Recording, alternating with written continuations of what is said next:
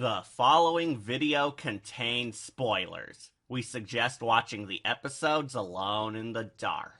Happy Halloween, Wolfpack. Well, we all knew this was coming. It's finally time to slice into the first ever Goosebumps episode, and R.L. Stine's most critically acclaimed title, The Haunted Mask. Yeah. If you somehow don't know this, The Haunted Mask is often cited as one of the best, most iconic Goosebumps tales ever created. It's one of the highest-selling children's books, most beloved novel among the fanbase, was turned into the pilot for the TV series due to its sheer popularity, made R.L. Stine a household name for generations, introduced both the greatest Goosebumps monster and kid hero, achieved a freaking award for Catherine Long's gripping performance, shattered Fox ratings records, hooked people on the then-new show almost instantly, and naturally, terrified horror fans forever. So I guess this plot was kind of a big deal. Contrary to popular belief, The Haunted Mask was not actually the first Goosebumps book. It was merely the first episodes of the TV show. Sorry, Welcome to Deadhouse, but the network chose popularity over chronological order. The series was just so anticipated that the execs wanted this to be the premiere instead, because it was only fitting to kick off a horror show with a spooktacular Halloween special, and a title all the kids already loved. And as you can all tell, it was a mild success, greatly benefiting everyone. Unlike a lot of the later Goosebumps episodes, which get a ton of hate or so bad it's good reactions, this was one that everybody considers an epic horror classic. As far as I know, there's never been a negative review on this story arc whatsoever. Fans love it that much. I've received tons of requests asking me what I thought of it, since I'm such an amazing YouTuber. So it's time I grace you all with my presence. Thanks.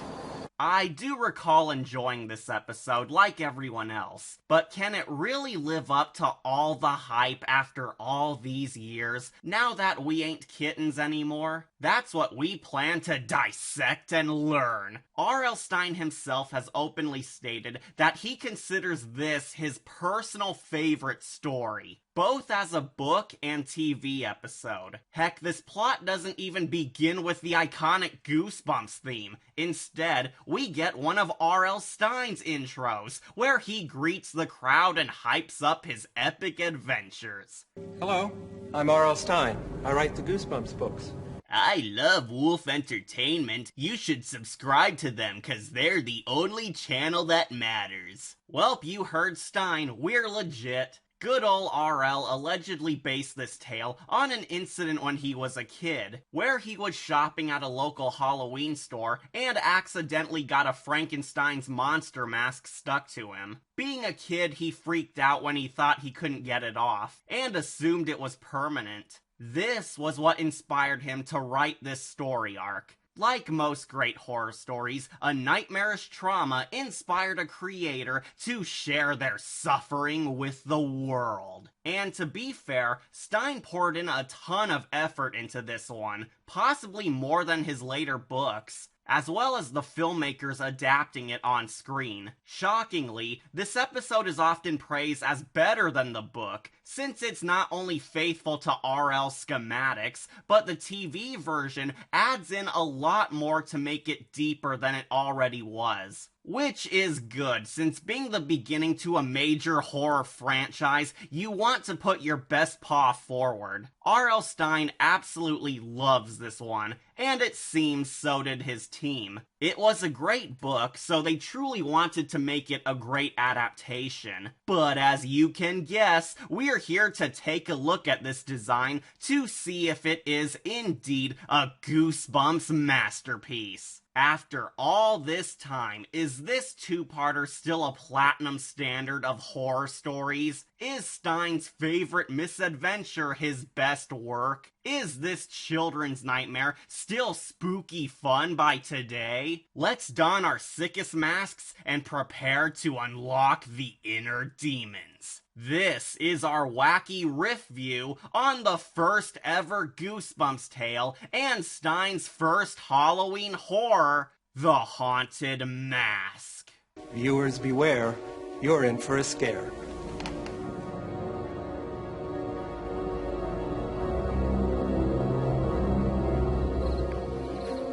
So, our episode opens up with two girls walking down the street, doing some Halloween shopping at the dark of midnight.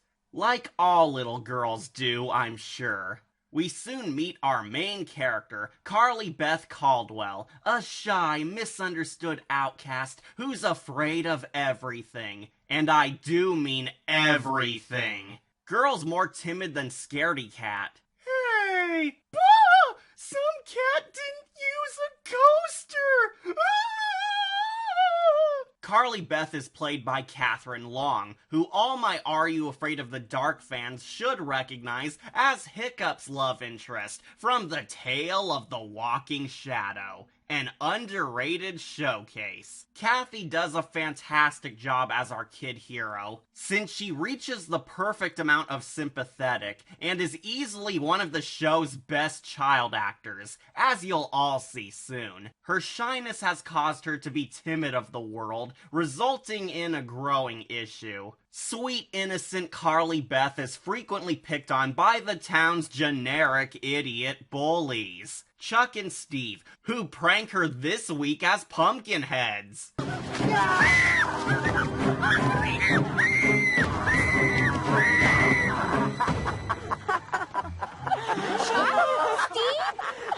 Carly Beth, you should have seen your face. We waited around the dirt for hours until somebody showed up, but it was worth it. Who's the real loser? Dagnabbit, once again we got another Halloween story with stupid pumpkin heads. We were so close. Damn you, pumpkins!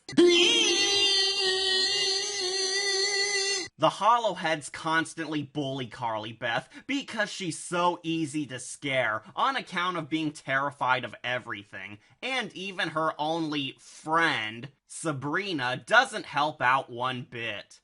Last weekend at your house, they pretended they were prowlers. That wasn't funny. Sorry. What a bitch.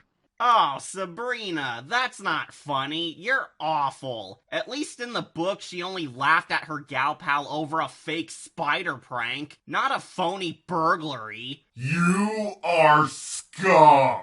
Most of part 1 is entirely about granting Carly Beth character depth and showing us her sad life, especially how frail she is. The poor girl is so weak that she practically has anxiety problems and a flatlining self-esteem. Even at home, Carly Beth is scared of stupid BS, like her artist mom's head sculpture of her, yet it does make us feel sympathy for her too. Why do you want something that looks like me? I made something that looks like you, silly, because I love you. Why else would I make it? Carly Beth? It smiled at me. What is up with you? Its mouth opened and it smiled at me. Oh, come on, Carly. Sure, it looks a tad odd, but it can't be that creepy.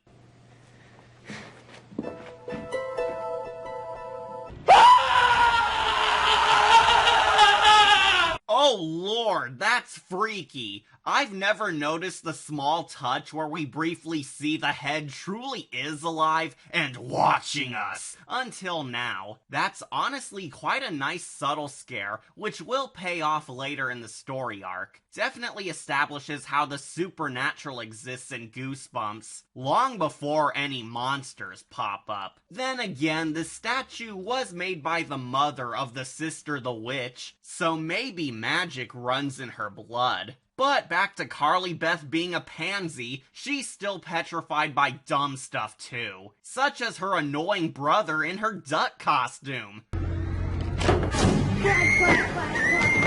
Jeez, this girl's such a wuss that even Scooby and Shaggy are looking down on her. Wow, what a pussy! It only gets worse for Carly Beth when at lunch her bullying becomes way harsher, as the idiot duo trick her into eating a worm sandwich while the whole school laughs. How dare you make Carly Beth go eat worms? She knows how to kill a monster. Boo! Gah, what the heck's with this brat in the back? Hey, Mr. Director, one of the kids broke down again. Fun fact, Carly Beth's actress actually did this stunt herself, without any fake-outs. Catherine Long really did eat a sandwich with a worm inside to make it feel realistic. 12 times! That is some strong dedication. Girl's got more ovaries than most modern-day actresses. Speaking of good acting, this is of course the final straw, as Carly Beth runs home crying, fed up with this world, as she breaks down and shreds her cute ducky costume.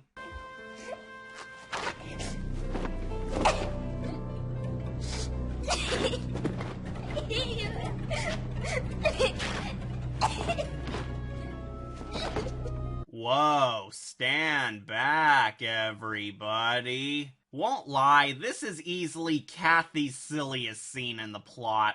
I get what they're going for, but it just feels so goofy, thanks to Catherine really overdoing it, and the awkward silence.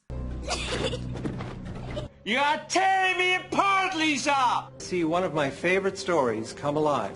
But even a jerk cat like me can admit that this quickly makes Carly Beth our most tragic anime hero. This poor girl is so painfully shy that everything startles her, and the bullies go so far as to humiliate her in public for it. So of course we feel sorry for her and like her. This lady is viewed as one of the most tragic Goosebumps kids since her life sucks so much, and you do hope she overcomes all this. We also see that Carly Beth is normally nice and friendly, showing how she doesn't deserve any of this. Catherine Long's acting really sells her as a wimp who only wants to stop being a doormat.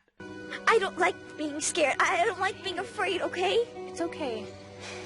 Maybe someday they'll know how it feels. You really do like her. The show does a magnificent job adapting this character onto the big screen. See, don't think about it? This is how you make a lovable kid character who needs to overcome their fears. By actually making you like them and pity their situation. Not have an annoying as hell brat who always screams and acts like such a pansy that you want to crowbar their face in and watch them die. Yeah, I still don't like that flick. Carly Beth is far superior to Cassie and Max. And to prove it, rather than taking the lazy writer's path by having the indie chick angst, she takes initiative. Carly Beth finally goes to the novelty shop, which scared her earlier, to buy a scary costume in order to gain her revenge!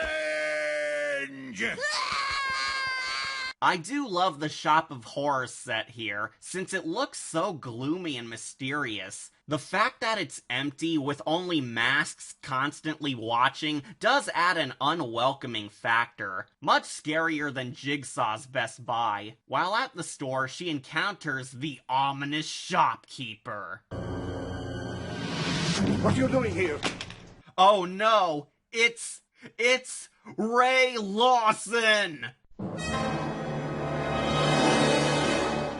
Climb aboard my train, little boy. You're my new friend. Yes, sirree, Bob. The shopkeeper is portrayed by Colin Fox, the same man who played one of the most underrated Are You Afraid of the Dark villains ever, Ghost Conductor Ray Lawson. Much like in my last Halloween special, Mr. Fox does a fantastic job at playing ominous creepers who you can't tell whether or not if he's a friend or foe. His performance as the spooky shopkeeper is outstanding, since it multiplies that extra flair this character needed, since the story will reveal more about him when the plot intensifies. I won't spoil too much, but the shopkeeper in the show is a much deeper character than he is in the book version. They added a lot more to him, but That comes later. Ray Lawson acts super spooky, but allows her in, where she gazes upon his wicked merch,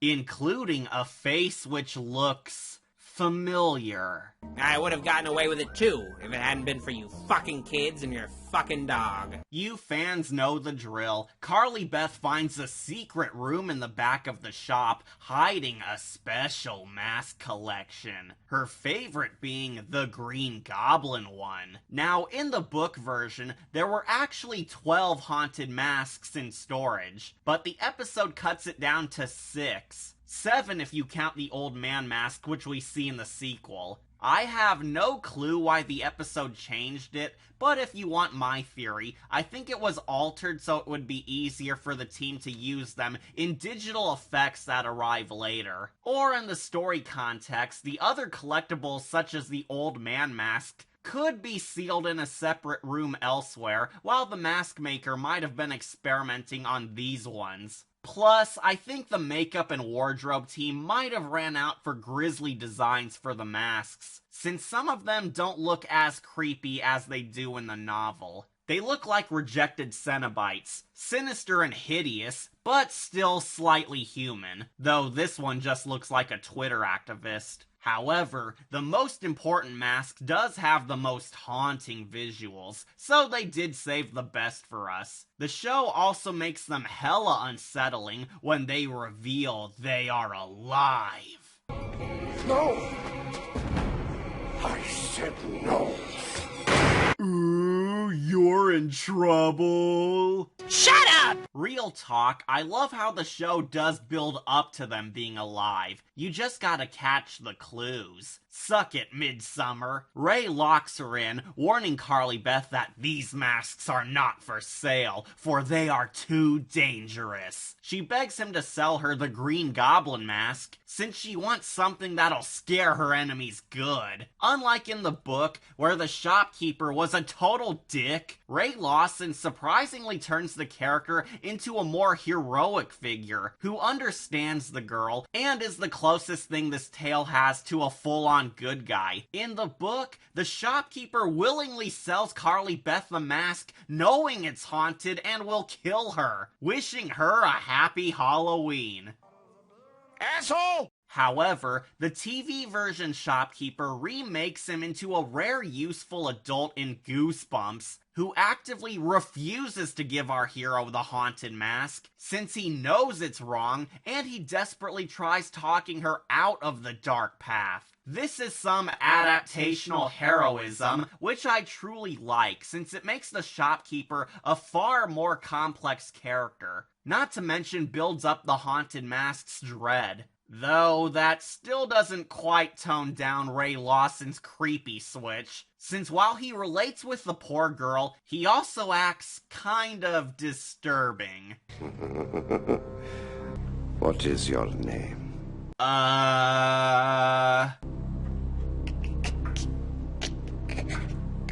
Carly Beth? I don't like where this is going. Carly Beth.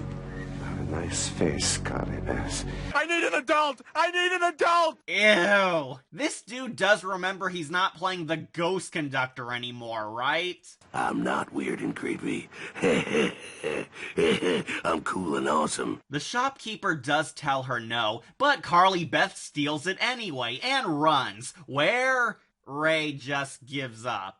Yep, she's like a few feet outside, so he's no match for her. I guess he can't legally shoot her once outside the store. But oh no, Carly Beth's a thief now, triggering her start of darkness. So you all know where this is going. She tries it on when back home and loves what she sees. She uses the mask to terrify her lil bro, showing that the mask works flawlessly. From this point onward, we seriously get quite a lot of nice touches revolving around the mask. The haunted mask essentially becomes a new identity for Carly Beth to live through, helping her release all her bottled up anger and vengeance upon the cruel world. She soon becomes addicted to the costume, since the power to terrify makes her feel good. Man, revenge is underrated. While this occurs, we get these nice subtle touches of the mask showing life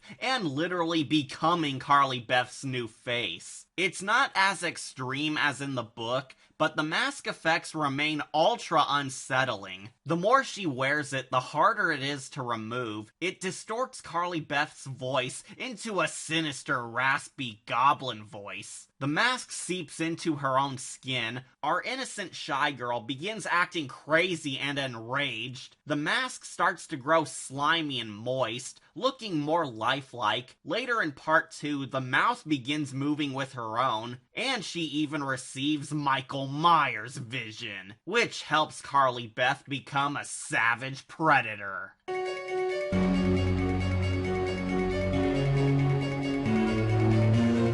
What the hell are you doing in my house? Get out of here! Get out! I got No, don't do it! Don't do it! Don't do it! Ow! Ow! Ow! There's an animal stabbing me! Ow! Hey, wait a tick. Didn't I already do the Nostalgia Critic Dies bit?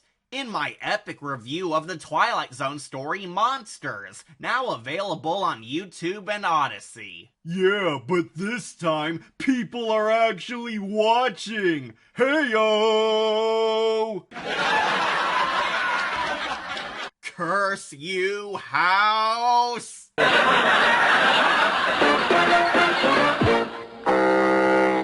In all seriousness, I dig the mask's slow, gradual corruption of Carly Beth, since unlike in most Goosebumps tales, our big monster is more so a unique parasite, leeching off a fragile child's insecurities, and eventually becoming her new form. The haunted mask is basically like the Venom symbiote. It gives Carly Beth the ultimate power she so desperately desires, but at great cost. I believe what makes the haunted mask such a grand horror monster is that not only is it scary, but there's something unnerving about a creature turning you into a ghoul too. Carly Beth wants to literally be a new person, but the artifact aiding her is also her doom. You know Carly Beth's in danger, but completely understand her motives, so it makes for a heavy drama as she lives out her revenge fantasy until her payment is due. Carly Beth ditches her cute ducky costume and remakes herself into Zack Snyder's Green Goblin, adding her mom's sculpture of her as a butchered head, to emphasize that the old Carly Beth is dead,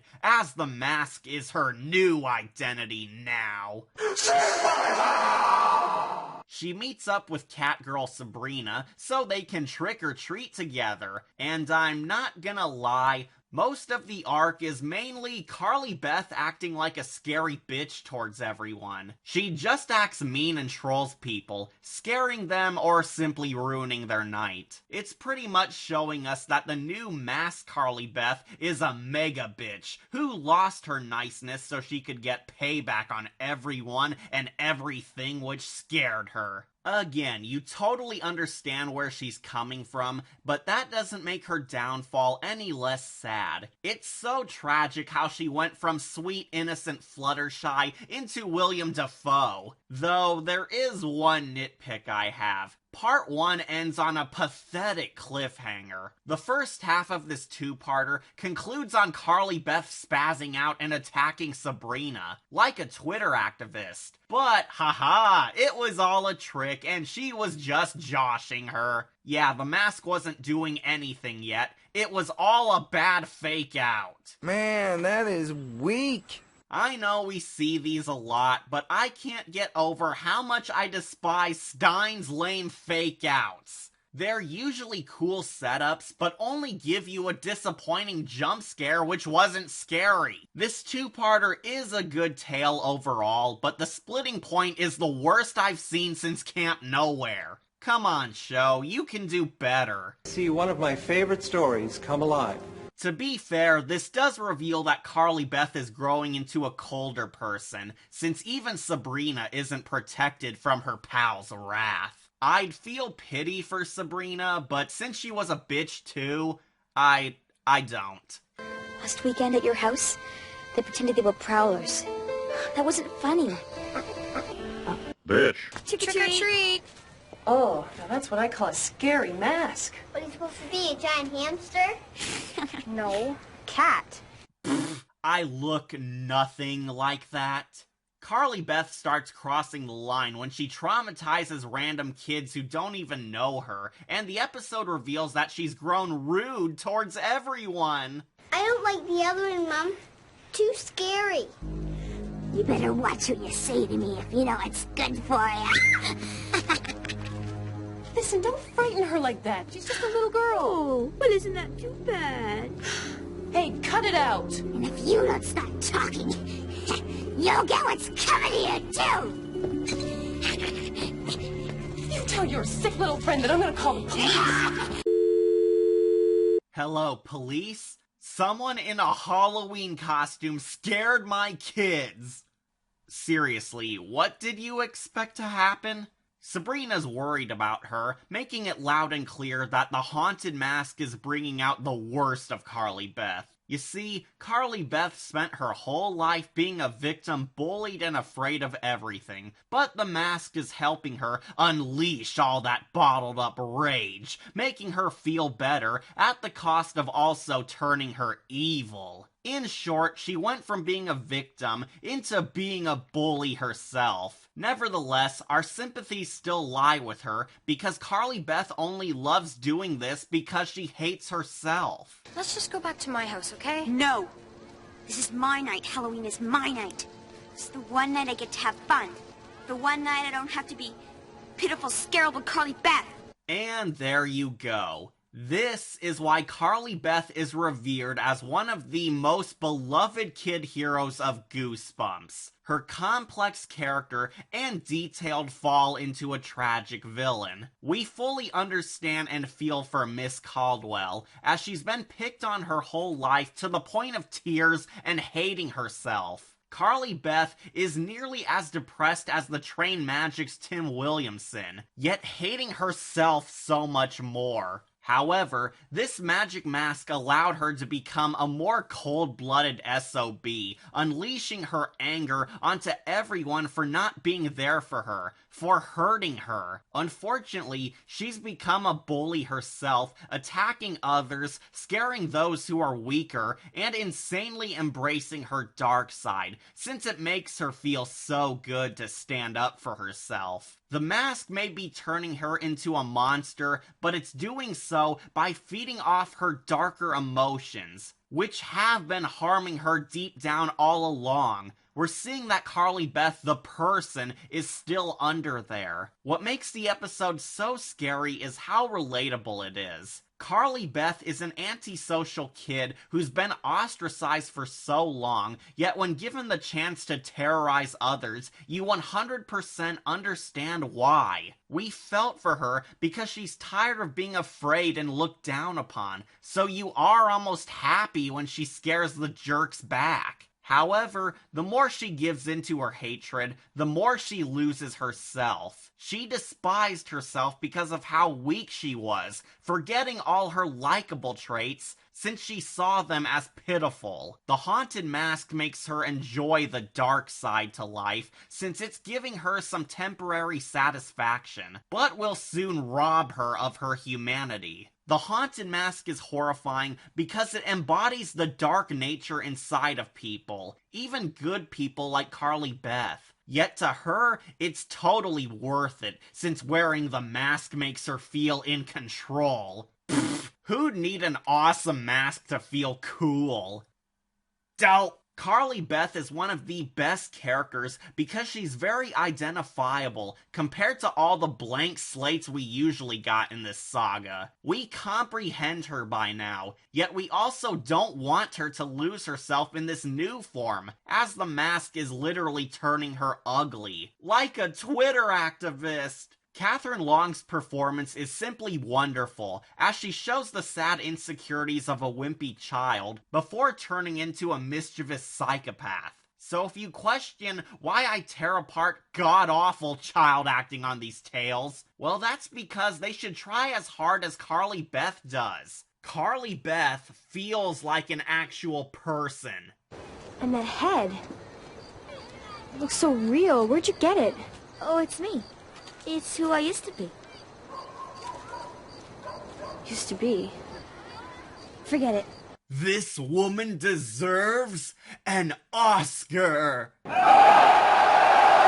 Meanwhile, the idiots have a party at the local cemetery. 'Cause when you wanna party hardy this Halloween, you go to the abandoned graveyard where anyone can jump you. Moron party, let's go! Carly Beth splits from her unsupportive gal pal and at last finds her enemies by randomly crossing paths at the exact same cemetery as the idiots. Hey, what a coinky-dink. Now, in the book, this was slightly different, since the confrontation took place at somebody's driveway, while the episode sets it in a graveyard. This was totally a good call, since it's much scarier and adds greater visuals to the story's mood, as well as fixes the plot hole of how nobody sees all the magic. After the idiots act like idiots, Carly Beth arrives, ready to scare them good.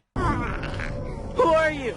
I'm Batman. It begins rather darkly cathartic as she traumatizes the Bosch-Tets until they cry, but things soon take a grim turn once she makes demands. It doesn't help when she learns why they've been pricks to her all her life.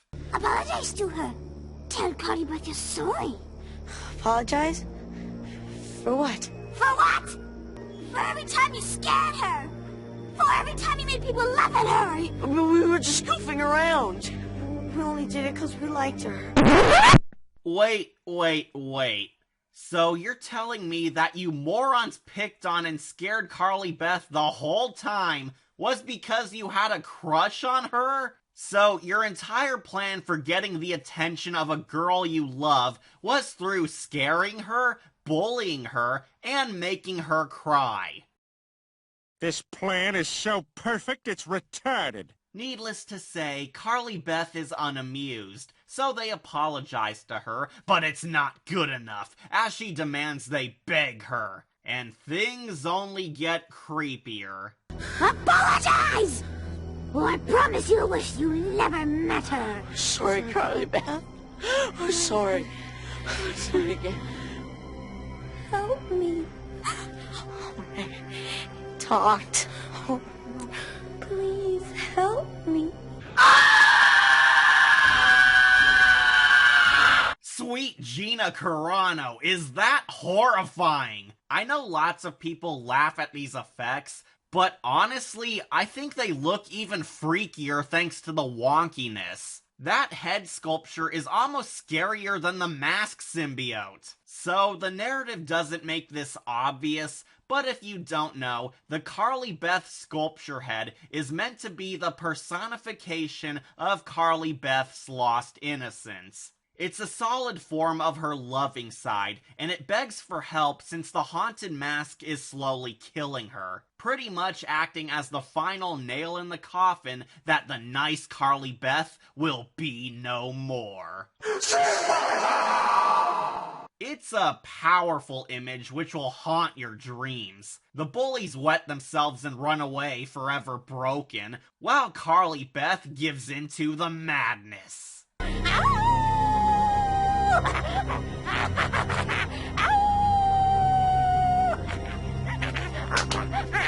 Oh, hey, you gave in to the madness. That's awesome.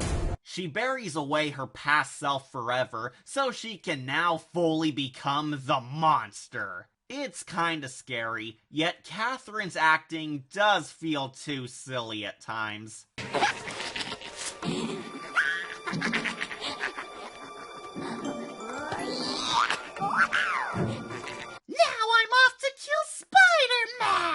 We then get this pretty blah fake out where someone jump scares Carly Beth, but surprise, it's only Sabrina. Well, yeah, who are we supposed to think it was? Black Cat? Ah! Too many Spider-Man jokes!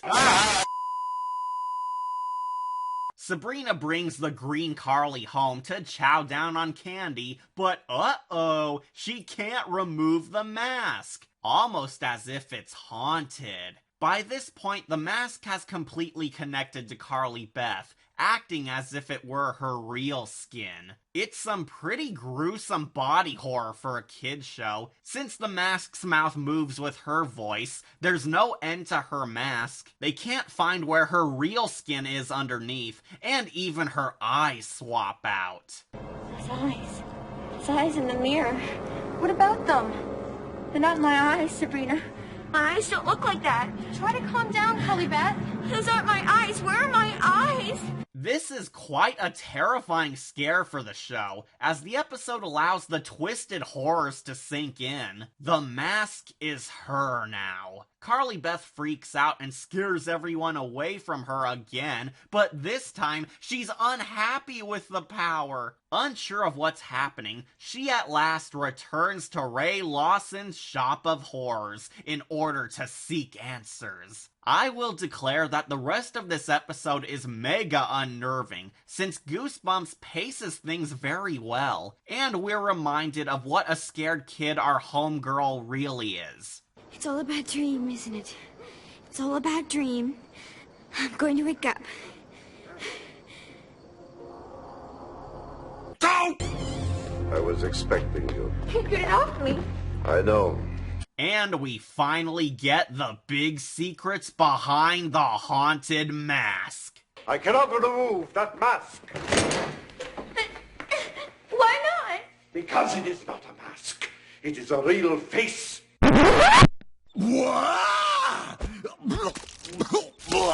The shopkeeper reveals the truth, that the masks aren't just costumes, they were his friends. The Haunted Mask Collection are really artificial faces the mask maker created in his lab so he could wear them as new identities, because he never liked his own. However, the masks were sealed away because they were far too dangerous for the world, as they could never, ever love. They weren't ugly in the beginning.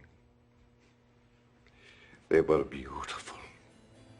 As beautiful as any face could be. But something went wrong. They changed. They became hideous. One after another, no matter what I did to stop the decay. No matter what I did, deformity set in. Ugliness. Monstrosity. I call them the unloved ones. Because no one will ever love them now. No one. The best part of the final act is that it offers us a super creative explanation behind the monsters, but also grants the shopkeeper a more thoroughly detailed backstory, which was never in the book. In the novel, the shopkeeper never had any character. He was just some guy. He was a random mad scientist who just made these faces to act as super masks. That's it. Stine really had no plan for him. This guy was merely a plot device. In fact, the novel mask creator was such an unknown flat character that some Stine fans actually felt sympathy for the haunted masks. The book was so vague on everything that some readers actually saw the masks as victims too, being locked away by their abusive creator who dismissed them as failures. The novel scientist was unquestionably evil and at fault for every bad point in the book and sequels. The show totally fixes this error by making him a misunderstood nice guy who wants to protect others from his evil experiments, while the masks are undoubtedly wicked. Any lingering question if the masks are evil is gone, since the Goblin Mask wants Carly Beth's life. The TV masks were told to be good at first, but the powers they had made them turn on Lawson, so their master has to stop them or else they'll kill. Ray's not this heroic in the book. We never got to know more about him, but the TV version has a lot more depth written into him, which honestly makes him just as compelling as Carly Beth. Ray explains that he was exactly like her, an outcast who society shunned because he feared everything. The shopkeeper was afraid of the world just like her, so much that he even saw himself as an ugly loser who no one would ever love. He didn't like himself after his self-esteem was crushed by his fears, but he believed he found his resolution. He created these magic masks to become a new person. These masks would help him spread fear, hide his disgusting face, and improve his life by giving him a fresh slate. But something went wrong. They changed. The masks did help him at one point, but they themselves grew more and more twisted. The unloved ones fed off of negative emotions as it helped them evolve. They grew powerful enough until they could totally take full control over the wearer and steal their life. The longer you don the mask, eventually you would become them.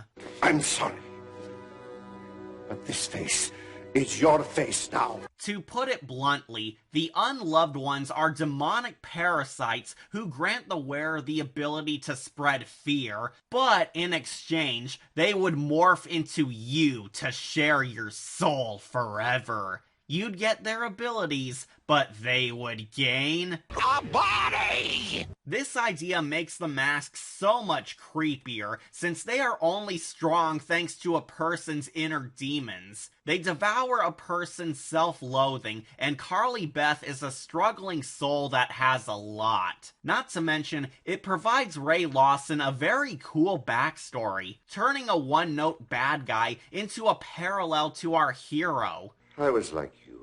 I did not love myself. I made these faces to hide behind them, to hide my faults. But the faults were inside me.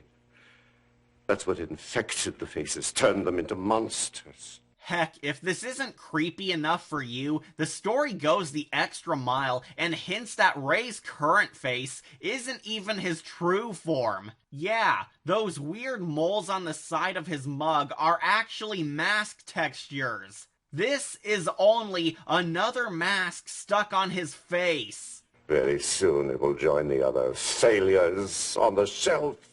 I don't dare show you what's underneath.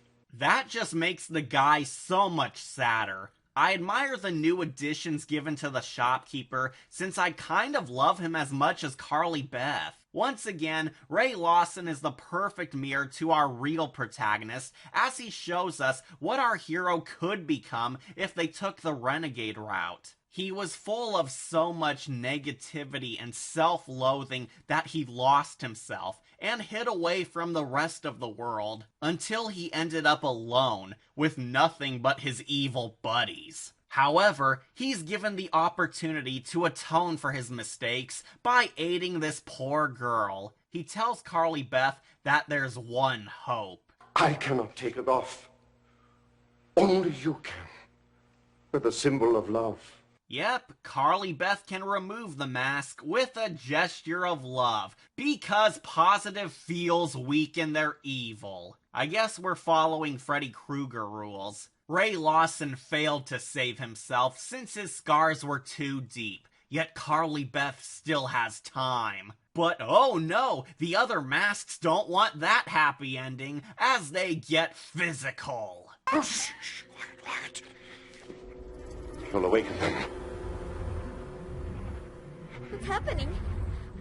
Alright, I know I've been super harsh on this show's effects, since many of them are not very grand. However, I quite like the bizarre Photoshop effects on the other masks, since it makes them look real ghostly and otherworldly. I dare say the masks look haunted. Ah. Sometimes the proportions do look a bit off, especially in the chase scene, but I will admit that the visuals do work, as they make the ghostly masks all the more unnatural. It's super effective. The masks are now attacking since they want Carly Beth to join them and suffer. And heck, even their voices are quite eerie.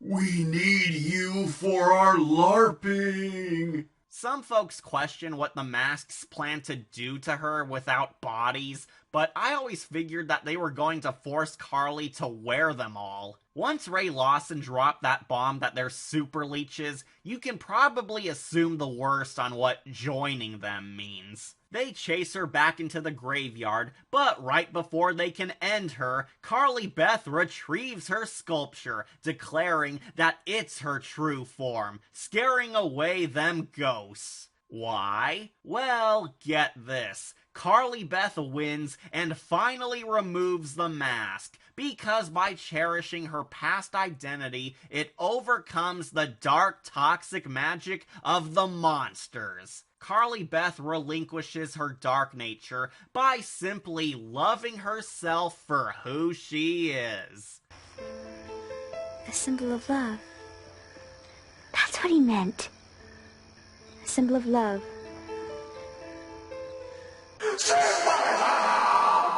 Yep, all this horror and life-changing nightmares concludes with our hero realizing that she just needed to love herself for who she was, and she was brave deep down all along. It's admittedly a touching ending, which I dare say rivals the Haunting Hour in emotional finales. Real cute. So yeah, Carly Beth wins, the masks lose their new bandmates, and the Green Goblin is gone until Marvel retcons again. She returns home, where we get another lame fake-out. Carly Beth, please take that mask off! Please, Carly Beth, please! That mask off! I gotcha!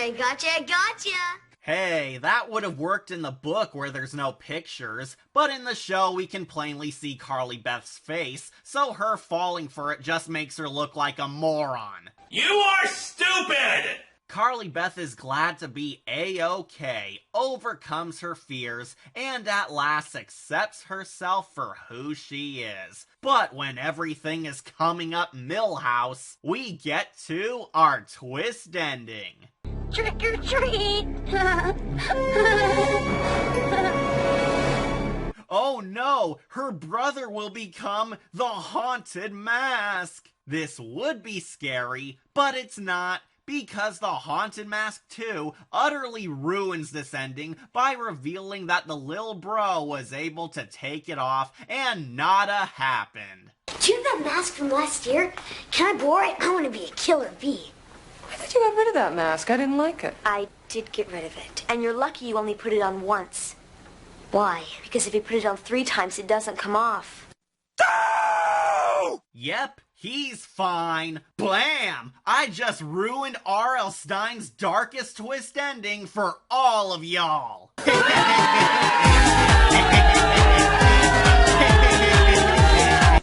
my childhood, will you? You'll all die! No lie, I was going to deduct points for this, since the show foolishly cancels out this haunting ending later. But what saved the episode for me was R.L. Stine's admittedly hilarious outro. No joke, Stine actually saves this with his wacky comedy. Now that wasn't too scary, was it?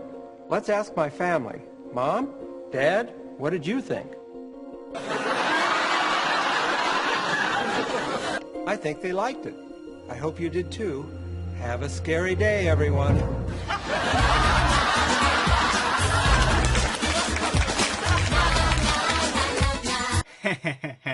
Terrific, Stine. Terrific. Despite the show soiling its own dark twist, good ol' RL rescues another one. Anywho, that was the fan-favorite nightmare, the Haunted Mask.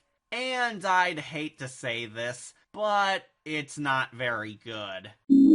Is what I would say if I lived in the mirror dimension like that cat does, but since I'm in the Prime universe, I think this episode's awesome sauce. After all this time, the first arc of Goosebumps' TV show is still a phenomenal triumph for horror anthologies everywhere. The Haunted Mask deserves every single praise it got from R.L. Stine's fanbase, and horror enthusiasts in general. This is both a grim monster tale, yet also a deep psychological drama about a kid shunned by society, gaining her well-deserved vengeance on the jerks who disrupted her life before getting more than what she bargained for. I did not remember this story being as deep as it was. This two-parter is a profound cautionary tale about a loner struggling with self-hatred and painful insecurities, being forced to confront their terrors in order to overcome them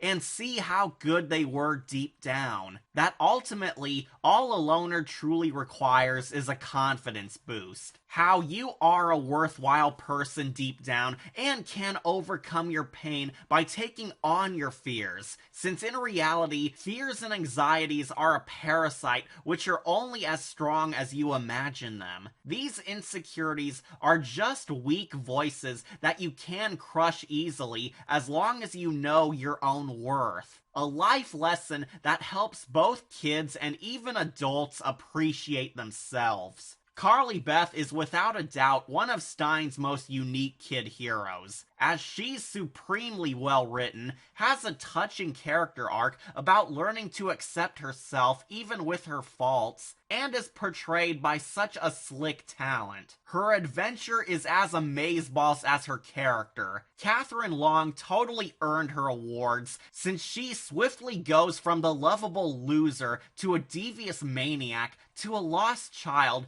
and into a brave hero, who toughens up even more in the sequel. She's a rare Goosebumps hero who actually endures a grim struggle and comes out on top. I can see why Stine brought her back in future books with the masks. The shopkeeper also serves as a magnificent man of mystery, as we learn that he's a sort of foil to Carly Beth, but also a helping mentor figure who shares haunting interactions with our hero as he informs us of the grim terror behind the masks. Like CB, he's forced to battle his demons and ultimately atones for his sins by helping a child like him escape their pain. The haunted masks are naturally great. I love how disturbing they are. Much like that train conductor, they prey upon the emotional outcasts by delivering horrific power to them before turning on them, revealing that the masks are quite diabolical underneath their cool appearances. It's not hard to understand why the Mask is the second greatest beast of the franchise. The first being a certain puppet, of course. Regardless, this tale's horrors were exceptionally strong and made Goosebumps the success it was. It's got a really lovable kid hero who you actually care about, gripping performances, riveting storytelling, trippy effects, a nasty villain, deep symbolism, brutal body horror, ominous atmosphere, and even a touching life lesson for the kids to enjoy. I am flabbergasted at how this tale is both deeply terrifying and somehow beautiful. Is there anything I can really say that you haven't heard before? Of course it's great. The Haunted Mask's an excellent success that'll show you a whole new worldview through the eyes of madness. So, I grant the fan-favorite Goosebumps story a gold skull and a perfect score. 10 out of 10, this episode is the gold standard of children's horror tales. I highly recommend it, since this plot is a major reason why I consider horror in general a dazzling genre. It's the perfect classic to taste what good horror's made of. If you need some more epic scary treats this Hallows Eve, the Haunted Mask will definitely give you goosebumps. Remember to like, comment, share, and subscribe, or just tune in for more videos posted here on Wolf Entertainment. I'm your host, Catastrophe, and I wish you all twisted dreams. Happy Halloween, everybody!